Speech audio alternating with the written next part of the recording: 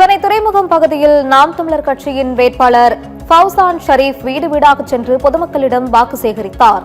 துறைமுகம் சட்டமன்ற தொகுதிக்குட்பட்ட 7 கிணறு, முத்தையால்பேட்டை உள்ளிட்ட பகுதிகளில் நாதக வேட்பாளர் பிரச்சாரம் மேற்கொண்டு விவசாய சின்னத்திற்கு வாக்கு கேட்டார்.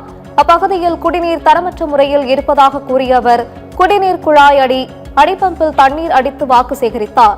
பின்னர் செய்தியாளர்களை சந்தித்த அவர் தான் வெற்றி பெற்றால் துறைமுகம் பகுதியில் தூய குடிநீர், இளைஞர்களுக்கு வேலை, கல்வி, போதை ஒழிப்பு ஆகியவை நிறைவேற்றப்படும் என்று கூறினார். 75% வந்து நம்ம ஆளுங்க இருக்காங்க, 25% வடநாட்டு சார்ந்தவங்க இங்க வந்து உரிமை பெற்றுட்டாங்க. இப்ப இங்கோட வரவை இப்ப பாத்தீங்கன்னா இங்க மக்களுக்கு என்ன முக்கியமா தேவை இருக்கு அப்படின்றாங்கன்னா அவங்களுக்கு தேவை பசங்களுக்கு கல்வி. ரெண்டாவது, இங்க ஏகப்பட்ட இளைஞர்கள் வந்து கூலி வேலைக்கு போறாங்க. முக்கியமா வந்து துறைமுகம்னாலே ஒரு கமர்ஷியல் ஏரியா. இங்க இருக்கிற எல்லா வசிக்கிற மக்களோட பசங்கள் எல்லாருமே வந்து கூலி வேலைக்கு தான் போறாங்க. ஒரு வீட்டுக்கு என்ன தேவை? கல்வி, மருத்துவமனை, முக்கியமா பசங்களுக்கு வேலை வாய்ப்பு.